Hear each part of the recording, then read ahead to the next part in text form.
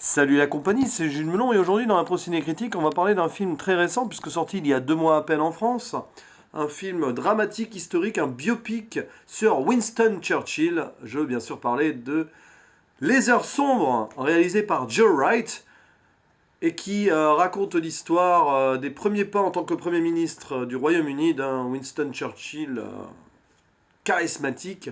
On se retrouve en mai 1940, la Seconde Guerre mondiale est lancée.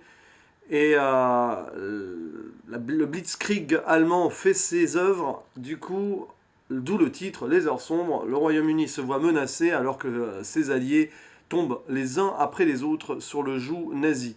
Enfin, en gros, rédemption et capitulation en série. Ce film est vraiment superbement réalisé. Il n'y a rien à dire là-dessus, esthétiquement, dans le scénario, sur le jeu des acteurs, évidemment. Gary Oldman en Winston Churchill est juste parfait, méconnaissable, totalement transformé, transcendé par le rôle. On peut imaginer à quel point il s'est investi pour jouer cet homme, ce grand homme britannique. Et du coup, franchement, déjà, on le reconnaît pas, les prothèses, enfin le maquillage, prothèses et tout, tout ça, c'est magnifique. On n'y voit vraiment que du feu.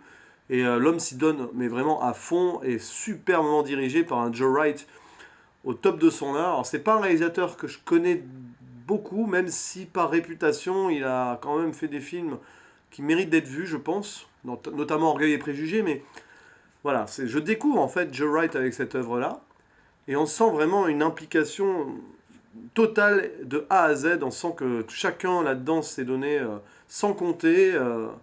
Avec une priorité extrême sur les détails. Et voilà, rien n'est laissé au hasard. Et c'est juste magnifique. Alors voilà, le seul, entre guillemets, souci, si vous voulez, de ce film pour moi, c'est que c'est vrai qu'il traîne en longueur.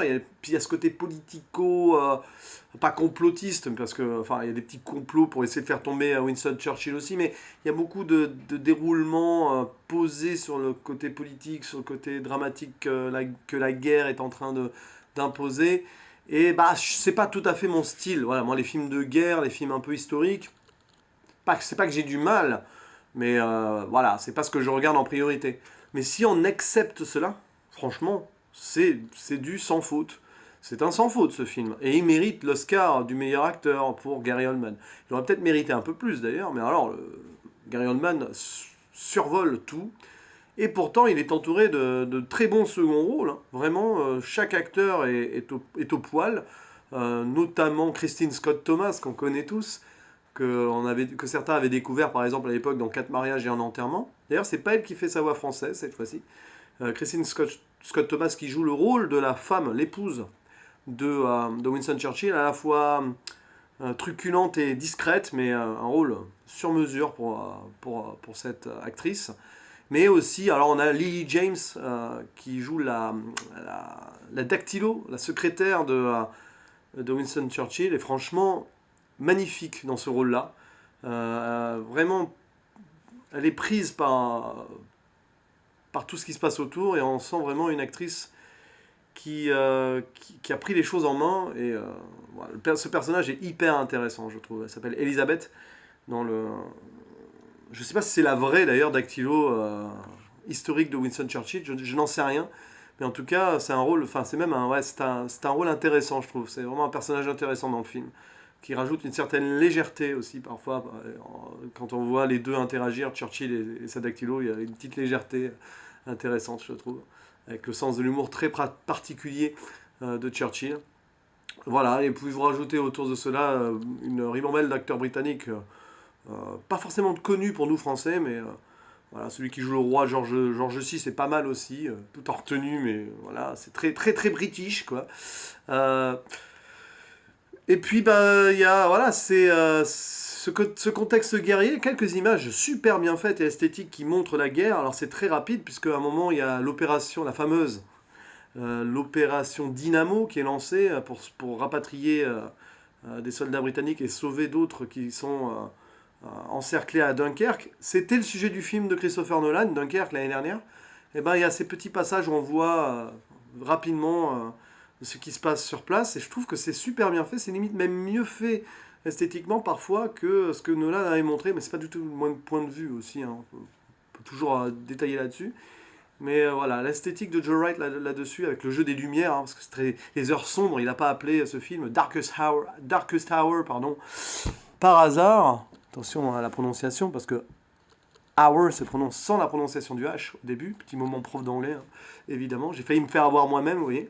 Bref, non, c'est jeu des lumières, des couleurs. Le rouge, par exemple, revient souvent, lié au danger et à la mort, évidemment. Et puis Churchill, qui, dans sa première apparition dans son lit au petit déjeuner, est dans le noir, et puis on le voit arriver soudainement à la lumière, en train de parler à sa secrétaire qui le découvre. Non, mais c'est beaucoup, beaucoup, beaucoup d'esthétique sur la photographie et la lumière. Un film à voir, vraiment, vraiment à voir. Très intéressant, bien, bien documenté aussi. Il y a quelques scènes qui ont été rajoutées qui sont fictives, hein, notamment Churchill dans le métro, je crois que c'est faux, complètement faux, mais bon, c'est bizarre, c'est un petit peu comique comme passage. Ça montre aussi le côté patriotique. On sent quand même que Joe Wright et ceux qui ont écrit le scénario ont voulu mettre voilà, le Royaume-Uni. C'est un film important pour les Britanniques, on le sent. C'est une période de l'histoire avec un grand homme, probablement l'un des plus grands hommes politiques, pardon, du Royaume-Uni. Euh, il fallait donc rajouter des petits trucs. Forcément, toujours un petit peu de fiction dans les biopics, mais voilà, ça passe super bien, donc rien à dire là-dessus.